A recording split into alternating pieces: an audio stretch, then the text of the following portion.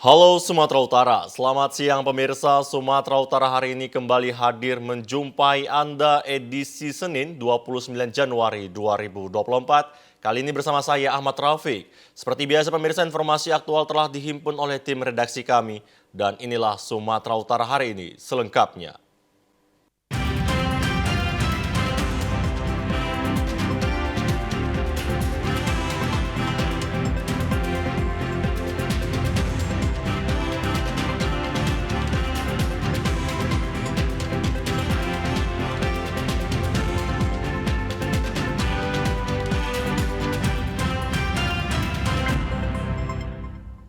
Kita awali informasi pertama pemirsa, jalan lintas provinsi yang menghubungkan Kabupaten Labuhan Batu Selatan dengan Kabupaten Padang Lawas Utara kondisinya rusak berat. Hal tersebut membuat pengendara harus lebih waspada saat melintas. Kondisi jalan lintas provinsi yang mengalami rusak parah berada di lingkungan Martopotan, Kecamatan Sungai Kanan, Kabupaten Labuhan Batu Selatan. Kerusakan badan jalan sepanjang 1 km ini terjadi sudah 6 bulan, sehingga menghambat aktivitas masyarakat. Selain itu, kecelakaan juga kerap terjadi disebabkan banyaknya lubang yang berada di tengah badan jalan dengan kedalaman 30 cm dan kurangnya penerangan lampu jalan di saat malam hari. Camat Sungai Kanan Himpun Siregar menjelaskan kondisi jalan lingkungan Martopotan yang rusak dan berlubang ini sangat mengganggu pengguna jalan dan tak jarang menyebabkan kecelakaan dan antrian panjang. Ini jalan menuju mana nih Pak Camat? Jalan menuju Langga Payung ke Gunung Tua. Jadi upayanya untuk Pemkab bagaimana nih Pak? Kalau untuk Pemkab ya itu sebatas permohonan lah bagaimana jalan ini biar cepat terrealisasi. Namun saat ini selaku pemerintah wilayah Kecamatan Sungai Kanan memberi untuk kebijakan bagaimana jalan ini untuk dapat memperlancar hubungan. Saat ini masyarakat dan pengendara yang melintas berharap agar pemerintah pusat maupun provinsi Sumatera Utara segera memperbaiki jalan tersebut guna kelancaran transportasi dan aktivitas perekonomian masyarakat. Sementara itu pemirsa, puluhan hektar tanaman padi petani di Kabupaten Deli Serdang terancam gagal panen karena tanaman padi yang ditanam tidak mau berbuah dan tiba-tiba saja mati. Beginilah kondisi lahan persawahan petani di Desa Tanjung Merawa B, Kecamatan Tanjung Merawa, Kabupaten Deli Serdang yang terancam gagal panen. Tanaman padi yang telah berumur 2 bulan ini terlihat daunnya mengering, bahkan ada yang sampai mati. Kejadian ini membuat petani merugi karena modal puluhan juta untuk menanam padi ini berasal dari meminjam di bank. Kondisi tanaman padi seperti ini dipastikan petani akan gagal panen dan para petani tidak mengetahui apa penyebab tanaman padinya bisa seperti ini. Salah seorang petani, Darmi, mengatakan berbagai upaya sudah dilakukan agar tanaman padi dapat tumbuh subur dan berbuah, mulai dari memupuk, merumput namun tidak membuahkan hasil. Kejadian seperti ini baru pertama kali dialami para petani di daerah tersebut dan sudah dilaporkan ke Dinas Pertanian Kabupaten Deli Serdang melalui petugas penyuluh pertanian. Enggak putus asa, kami pupuk, kami racun, kami panggil orang untuk merumput, toh nggak sanggup, nggak siap-siap, dana udah habis, sudah hampir 20, kami berhenti lah kalau kami hariti, dapat sejengkal dua jengkal lah Om, untuk membutuhkan ini supaya menjadi apa, enggak, kalau menjadi alhamdulillah. Tapi nyatanya, tengok Om kan, tambah mateng. Di popok bukan tambah maju, tambah ambles. Para petani berharap ada solusi dari pemerintah dan dapat diketahui apa penyebab tanaman padi mereka tidak mau berbuah, mengering, serta mati. Pemirsa, 2 kelompok anggota geng motor terlibat bentrok di Jalan Gagak Hitam Ring Road Medan Sunggal kemarin. Aksi saling serang menggunakan batu dan senjata tajam pun tidak terhindarkan. Inilah rekaman video amatir aksi tawuran antara 2 kelompok remaja di Medan Sunggal. Dalam rekaman kamera tersebut terlihat sekelompok memakai seragam sebuah organisasi menyerang ke arah komplek Taman Setiabudi Medan. di mana pada komplek tersebut terdapat sekelompok geng motor yang sedang berkumpul. Akibatnya antara dua kelompok tersebut saling serang dengan menghujani batu serta sambil membawa senjata tajam. Akibat peristiwa ini lalu lintas sempat mengalami macet. Para pengendara yang melintas turut berhenti untuk menghindari adanya salah sasaran dari antara dua kelompok tersebut. Juru parkir bernama Tamba mengatakan dirinya panik saat ratusan geng motor mulai saling serang. Sejumlah kendaraan sepeda motor pun tidak luput menjadi sasaran lemparan batu para anggota geng motor, termasuk juru parkir. Boleh dijelaskan Bang, seperti apa ramainya, antara apa aja nih yang Itulah kurang tahu saya antara apa-apa aja. yang Abang lihat gimana Bang, berseragam atau gimana Bang, atau anak-anak muda? Jadi apa campur? Bawa apa Bang yang Abang lihat? Hah? Yang Abang lihat bawa apa? Nggak ada yang bawa apa, batu dan berserak. Ada Abang terkena lemparan atau gimana Bang? Kalau yang terkena ada nggak ketengok juga karena kan terlalu banyaknya batu itu, makanya mungkin Perkiraan ada berapa? Puluhan, ratusan? ratusan lah kalau banyak gitu. Peristiwa serupa terjadi kembali di lokasi yang sama pada Minggu pagi dini hari. Dua kelompok tersebut kembali saling serang, seakan-akan membalas dendam yang belum tuntas. Di lokasi ini sering terjadi tawuran antar kelompok geng motor. Sementara itu pihak kepolisian Polsek Sunggal dinilai tutup mata dengan aksi kenakalan remaja ini. Pemirsa, warga di Jalan Pangeran Diponegoro, Kelurahan Mencirim, Kecamatan Binjai Timur kemarin malam mengamankan gerombolan geng motor yang kerap membuat onar. Warga mengamankan beberapa orang diduga anggota geng motor yang masih di bawah umur, bahkan ada yang masih berstatus pelajar SMP. Saat diamankan, warga menemukan sejumlah senjata tajam yang akan digunakan untuk membuat onar di kawasan Kota Binjai dan sekitarnya. Tidak beberapa lama, pihak kepolisian yang sedang melakukan patroli skala besar langsung tiba di lokasi dan mengamankan anggota geng motor ke Polres Binjai. Polisi juga membawa sepeda motor dan senjata tajam sebagai barang bukti. Kasat Reskrim Polres Binjai AKP Zuhatta mengatakan, setelah beberapa hari menjalani pemeriksaan, pihak kepolisian akhirnya menetapkan dua tersangka berinisial DP dan SA dan keduanya telah ditahan di Polres Binjai.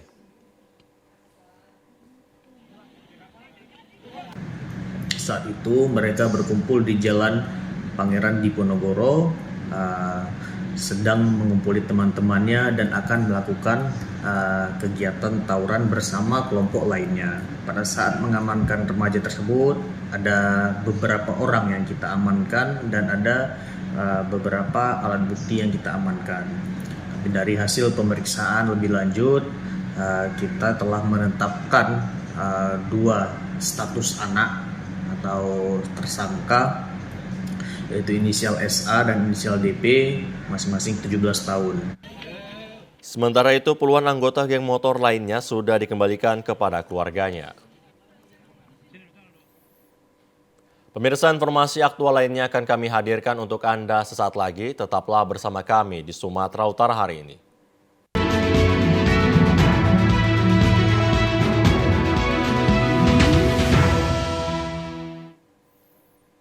Pemirsa, calon wakil presiden nomor urut 3 Mahfud MD dalam kampanyenya menghadiri tablik akbar di Desa Banjar, Kecamatan Air Joman, Asahan. Helikopter yang membawa rombongan Mahfud MD mendarat di lapangan bola kaki Desa Banjar, Kecamatan Air Joman kemarin, sekitar pukul 14:10 waktu Indonesia Barat. Kedatangan rombongan cawapres nomor urut 3 disambut ratusan warga dengan menyajikan kesenian reok Ponorogo. Dari lapangan bola kaki, Mahfud MD selanjutnya menghadiri acara tablik akbar yang digelar di lapangan kreatif Desa Banjar. Di sana, calon wakil presiden yang berpasangan dengan Ganjar Pranowo tersebut sudah ditunggu ratusan ibu-ibu majelis taklim. Dalam tausiahnya, Mahfud MD menyampaikan berbagai persoalan bangsa, diantaranya terkait kurangnya lapangan pekerjaan yang mengakibatkan banyak anak bangsa yang menjadi korban tindak pidana perdagangan orang karena tergiur dengan gaji besar di luar negeri. Mahfud menghimbau kepada masyarakat untuk berhati-hati terhadap sindikat perdagangan orang yang jumlahnya mencapai ribuan.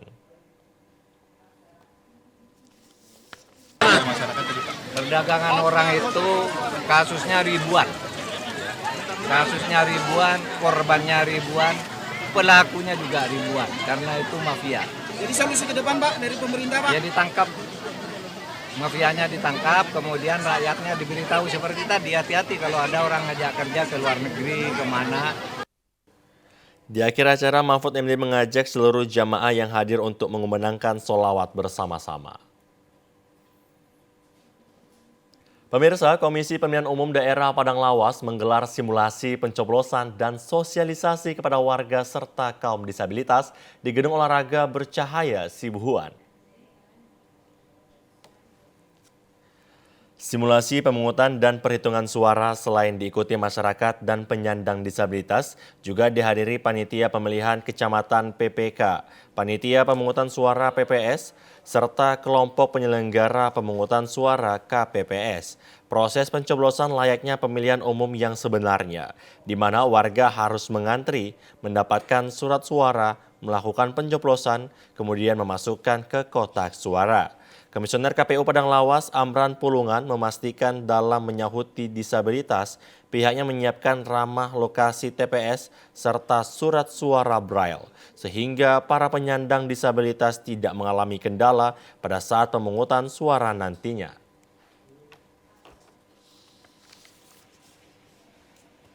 Untuk disabilitas dalam 17 kecamatan di seluruh kecamatan ini, yang ada 17 di Kabupaten Padang Lawas itu ada jumlahnya 628 orang. Fisik itu 274 orang, mental itu ada 440 orang, intelektual ada 25 orang, sensorik wicara 120 orang, sensorik rungu ada 15 orang, sensorik netra ada 54 orang. Dan untuk para disabilitas ini, seluruhnya yang ada di Kabupaten Padang Lawas ini, kita menyediakan TPS ramah yang itu yang bisa mengakomodir seluruhnya dan gampang dilalui. Jumlah penyandang disabilitas yang terdaftar di DPT Padang Lawas sebanyak 628 orang terdiri dari 274 penyandang fisik, 140 penyandang mental, 120 sensorik wicara, 15 sensorik rungu, 54 sensorik netra, dan 25 penyandang intelektual. Pemirsa, KPU Kabupaten Langkat mulai melakukan pengemasan logistik pemilu ke dalam kotak suara untuk dikirim ke TPS. Pelaksanaan pemilu 2024 tinggal menunggu hari, untuk itu persiapan terus dilakukan oleh pihak KPU di berbagai daerah, khususnya terkait logistik pemilu. Di Kabupaten Langkat, KPU setempat mulai melakukan pengemasan atau pengepakan logistik pemilu ke dalam kotak suara. Pengepakan ini dilakukan di Gedung Olahraga Kabupaten Langkat yang melibatkan 170 orang warga sekitar setiap harinya. Ketua KPUD Langkat Sopian Sitepu menyatakan pengemasan atau pengepakan logistik diharapkan selesai dalam beberapa hari ke depan dan nantinya akan langsung didistribusikan ke masing-masing TPS melalui PPK dan PPS. Menurut Sopian, secara umum sebagian besar keperluan logistik untuk pemilu di Kabupaten Langkat telah lengkap. Kita sekarang melaksanakan pengepakan logistik untuk pemilu 2024 berdasarkan TPS Kabupaten Langkat. Jadi kita memasukkan semua logistik yang ada di TPS nantinya ke dalam kotak surat suara masing-masing pemilu, mulai dari pemilu presiden dan wakil presiden sampai DPRD kabupaten kota. Untuk logistik semua berarti sudah lengkap ya Pak? Secara umum sekarang semua logistik sudah tiba dan sudah lengkap. Pada pemilu 2024 ini untuk Kabupaten Langkat terdapat 3.127 tempat pemungutan suara yang tersebar di 277 desa dan kelurahan serta 23 kecamatan. Pemirsa, sejumlah petugas kelompok penyelenggara pemungutan suara atau KPPS mengikuti bimbingan teknis persiapan pemilu 2024. Untuk memantapkan persiapan pelaksanaan pemilu 2024 mendatang, KPPS Kabupaten Langkat masih terus mengikuti bimbingan teknis pelaksanaan pemungutan dan perhitungan suara pemilu 2024. Pelaksanaan BIMTEK dilakukan di masing-masing desa dan kelurahan yang diikuti oleh seluruh petugas KPPS dan menghadirkan narasumber pihak PPK. BIMTEK diikuti oleh ratusan petugas KPPS sedesa Pantai Gemi di aula kantor desa dengan narasumber Nurul Mahfuza dari PPK Kecamatan Stabat. Dalam arahannya, Nurul menjelaskan tentang tata cara pelaksanaan pemungutan dan perhitungan suara pemilu 2024. Tugas dan tanggung jawab KPPS menjelang pemilu, saat pencoblosan, dan pasca pemilu. Dengan BIMTEK ini diharapkan para petugas KPPS dapat mengerti dan memahami tentang pelaksanaan pemungutan serta perhitungan suara, sehingga nantinya pelaksanaan pemilu dapat berjalan lancar dan tertib. Kami harapkan TPS ini dimanfaatkan senyaman mungkin. Ya, senyaman mungkin bagi semua pihak. Ya, kemudian TPS diberi tanda batas. Jadi kalau selama ini kan kalau dia di ruangan terbuka, dia kan ada dikasih tali. Ya, dikasih tali. Nah, jadi jangan sampai ada lagi kalau misalkan. Pemirsa, dalam budaya melestarikan budaya sebagai warisan leluhur nenek moyang dibutuhkan kekompakan masyarakat untuk bersatu dalam membangun negeri. Budaya warisan nenek moyang merupakan sebagai aset kebanggaan suatu bangsa yang harus dilestarikan kepada generasi muda di masa mendatang. Dengan menjaga nilai budaya dimiliki suatu bangsa mampu membangun negeri terwujudnya peradaban. Upaya pelestarian budaya khususnya bagi masyarakat Tapanuli, bagian selatan dibentuk Persadaan Marga Harap Sejagat Raya Mahajaya di Medan kemarin. Pembentukan masyarakat Marga Harap ditandai dengan pengukuhan dipimpin oleh Ketua Dewan Penasihat Persadaan Mahajaya Syarbaini Harahap kepada Ketua Umum Mahajaya Burhanuddin Harahap bersama pengurus. Terbentuknya organisasi Persadaan Mahajaya guna melestarikan budaya dan mempererat hubungan silaturahmi dan menjalankan program kerja pengurus yang diharapkan bermanfaat bagi orang banyak untuk membangun negeri.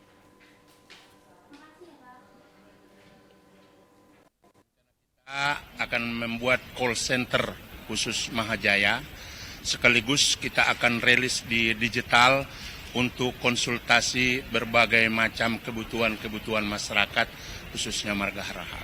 Untuk budaya itu pasti tidak kita lupakan, karena itu merupakan satu hal yang tidak terpisahkan dari Harahap. Maka nanti akan kita lakukan pelatihan-pelatihan bagaimana melaksanakan adat istiadat yang baik dan membawa manfaat serta tercipta harmonisasi bagaimana adat istiadat itu tercipta untuk kebutuhan masyarakat.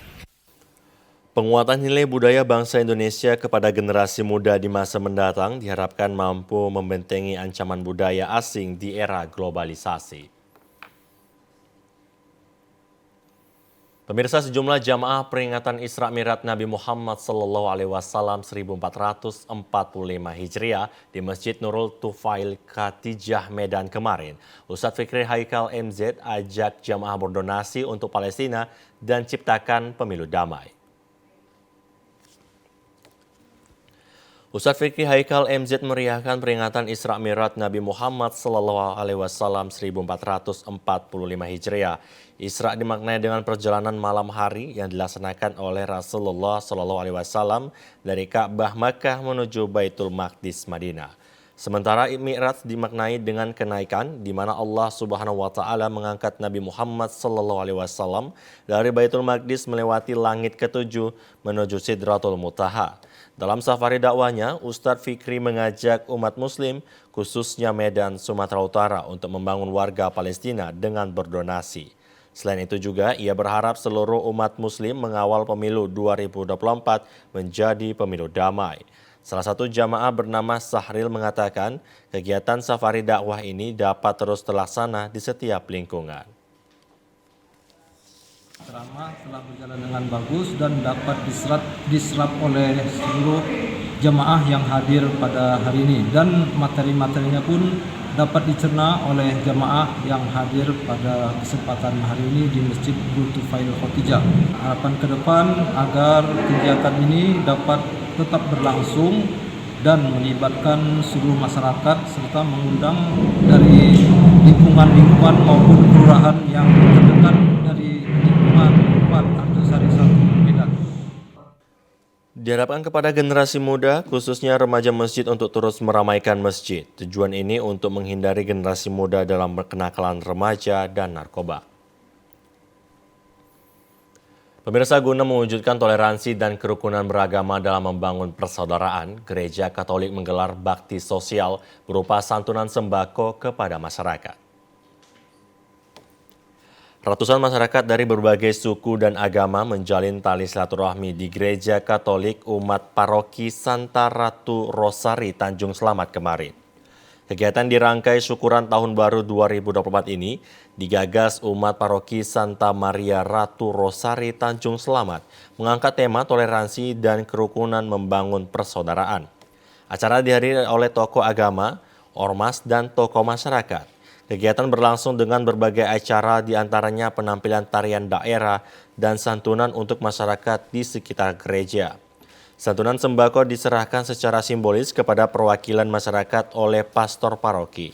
Pastor Paroki RP Aaron Warwu OSC dalam khotbahnya mengatakan kegiatan bakti sosial berupa santunan sembako kepada masyarakat sekitar gereja ini sebagai tanda cinta kasih kepada sesama.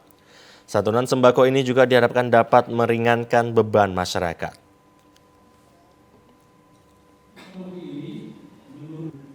Sebagai tanda cinta kami, tanda kasih kami juga memberikan beberapa paket ya, santunan atau santunan boleh, tapi intinya sebetulnya itu bahan makanan ya, bahan makanan pokok ya, semoga itu bisa membantu saudara-saudara kita yang ada di bangsa.